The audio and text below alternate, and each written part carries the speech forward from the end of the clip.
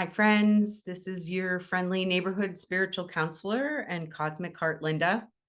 As always, we will start our cosmic heart session with a prayer.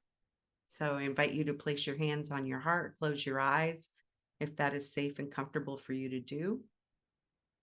Take a nice deep breath of love and gratitude, letting go of everything and anything that came before this moment, setting aside anything that is to come after this session, knowing that we will easily and effortlessly be able to pick it back up again if it is ours to do. We are grateful and thankful to be the two or more who are gathered in the name and the nature of love. Grateful and thankful for our willingness, our dedication, our devotion to remembering the truth of our being, which is unconditional love, pure innocence, perfect wholeness, joy, abundance, prosperity, clarity, beauty, wisdom, the all good. We are grateful for our mighty companions, our earthly and heavenly helpers. We ask that they join us now, surrounding and supporting us, blessing all who are here, blessing all who may listen later, and inspiring us as we sit for just a moment in silence to set our intentions for this session today.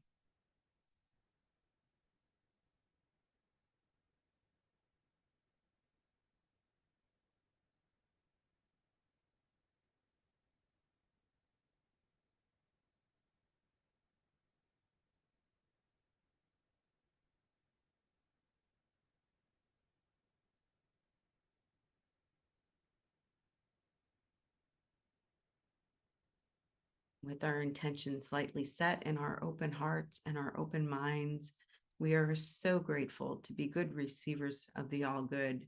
We claim it now as ours. We're grateful to receive it, and we're grateful to be able to share the benefits of all that we receive, of all that we are, with Mother Earth and all of her beings, because we are one. In grace and divine gratitude, we let it be, and so it is. Amen.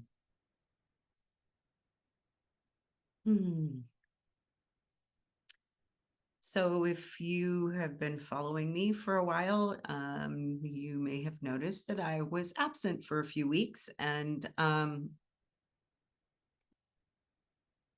yeah, I was feeling a little bit lost in my grief and not inspiring in any way. Um, but I'm here now. Don't know how regular I will be, but my intention is to get back onto my schedule of doing 2 of these videos a week. And if that doesn't happen, I'm allowing myself the grace to go with the flow, whatever that flow may be. So I'm trusting that you were brought to this video today because there's going to be something in it for you to hear that will be helpful, whatever that is. Please know that it is coming from a place of love and only love, even if it may be difficult to hear. So what I was inspired to share with you today, and I just, I don't know, have some very loose topic ideas. So we'll see how long this is and how far it goes. But what came into my mind was talking about micro losses when you're in the midst of a grieving period. What I have come to learn through this experience is that there can be things that happen that you don't see coming. I mean, like, obviously, anniversaries, dates, visuals that remind you of things that have to do with the loss that you're dealing with. Um, those are to be expected. But what I haven't or didn't expect were what I'm calling micro losses. I don't know if anybody else has ever talked about this, but and it can be something as simple as getting something in the mail, um, uh, something that you have to deal with, like you have to make a phone call, you have to talk to somebody about the fact that your loved one has passed, you have to take action on it. Um, uh, Especially at a time when you are feeling like it takes a Herculean effort just to get you to do the daily things, get out of bed, brush your teeth, do the dishes, make yourself food. Um, when those little micro losses occur, in my experience, it can feel like it takes you right down to a place where you um, feel like you may not be able to recover from. And um, I have never heard anybody that talks about grief talk about this before. Um, Something as seemingly benign as um, getting a notice in the mail that Rudy's insurance, there's some refund that he's supposed to receive because they made an error and they were supposed to be giving him this discount for the past 3 years on his insurance, um, because he was paperless or whatever.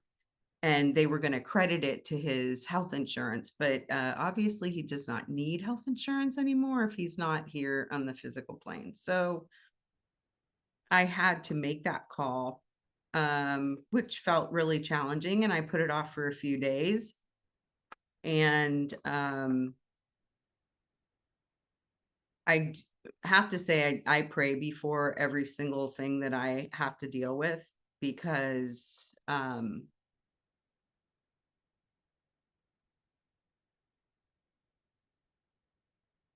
I would like to have the easiest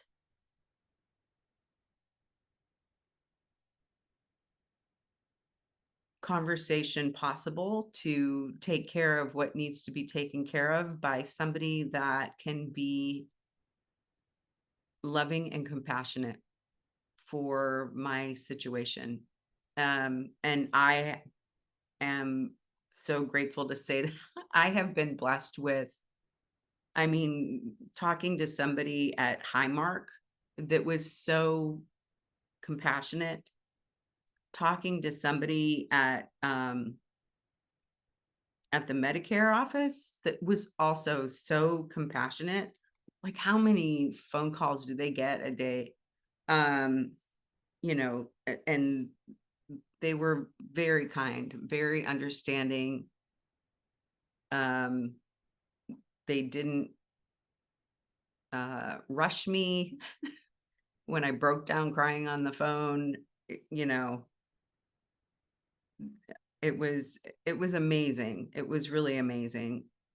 An amazing experience. So I'm grateful for that. It also can be things like, we're getting into the middle of October and I'm looking at my yard and realizing like all of this lawn furniture and stuff that we brought out in the spring that we used during Rudy's celebration of life. And I've used it for other things as well. Because my backyard is beautiful and so peaceful to be in. Um, that all of that stuff had to be put away because here in the northeastern United States, it will be snowing. It will be snowing within the next month or so, probably. Um, and I don't want to have to be doing that kind of stuff in frigid temperatures or while it's snowing or raining. But honestly, the task was feeling again like it was going to take a Herculean effort because it is not something that I normally would be doing. It was something that Rudy would be doing, probably with the help of our son. And so I had been putting it off.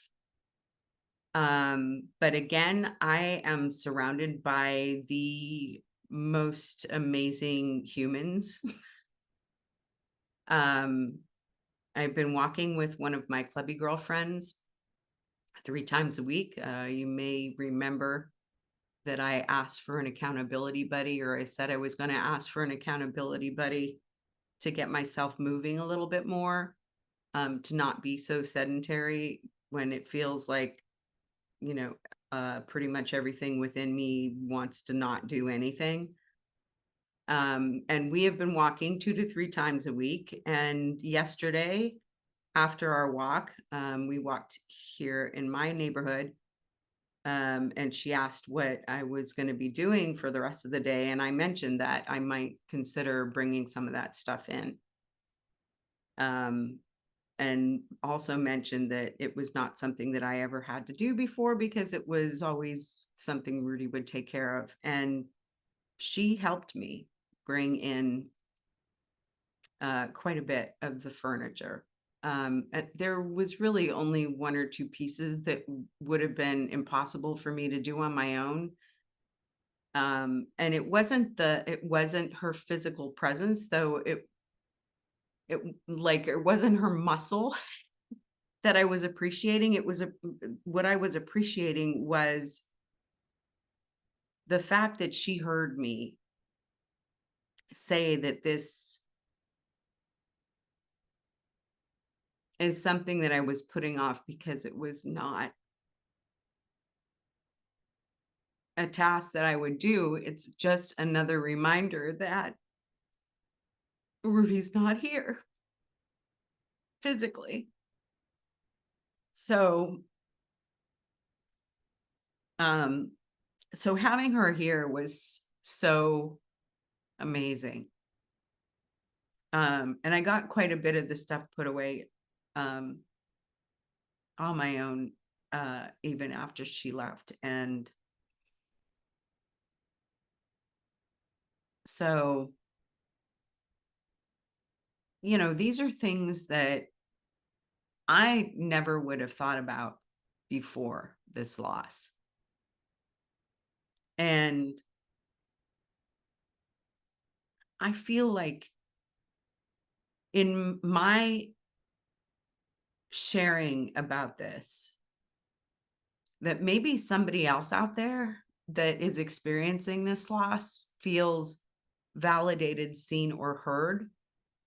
Or maybe somebody else out there that is listening to this is realizing, oh, I have a friend or a family member that had a deep loss recently.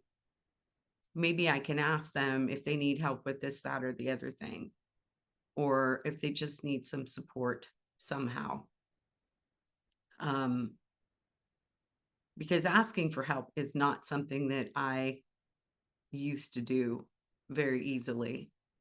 And it's still challenging sometimes, but I've gotten much better at it than I used to be. Because I don't really have a choice. But that too is a blessing. And allowing myself to receive that help is helpful. And I could feel how she appreciated being able to help me too. Um, Yeah. So it may not feel like a big deal, but it was a big deal to me. And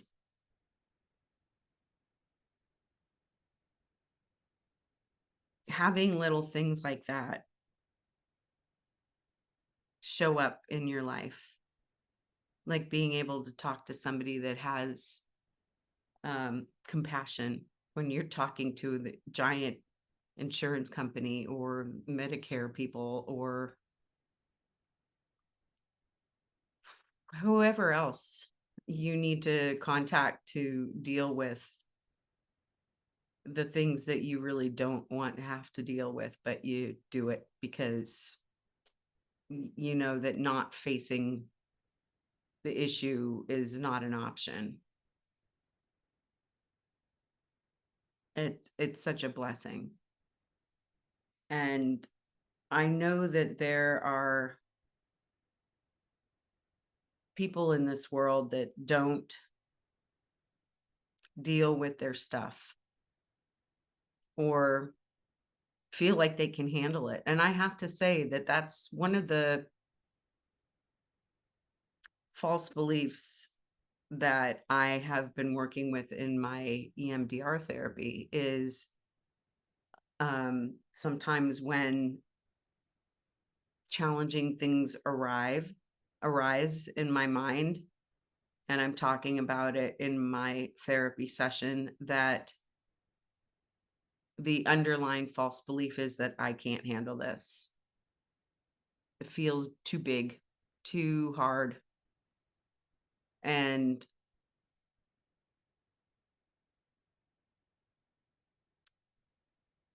not dealing with it is not an option,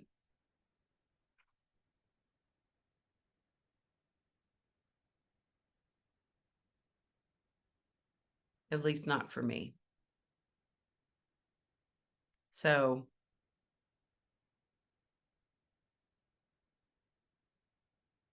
I don't know, there were other things that I was thinking about talking about, but they don't feel really connected yet. So maybe that will be another video.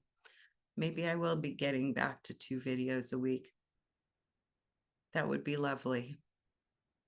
So anyway, um, I'm not feeling anything else coming up for me to share at the moment. So I look forward to seeing you again sometime soon. Say a prayer. So if you found this video helpful and you would like to go deeper, you can work one-on-one with me. Just leave a comment below this video and I can reach out. We can talk about the details. Please share this video with family and friends who you feel it may support. I would love to hear your feedback or suggestions for future topics. Also, be sure to like, subscribe, and hit the notification bell so that you can receive notice when new videos are available.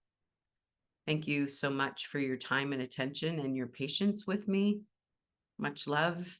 Stay true to your own cosmic heart. Bye for now.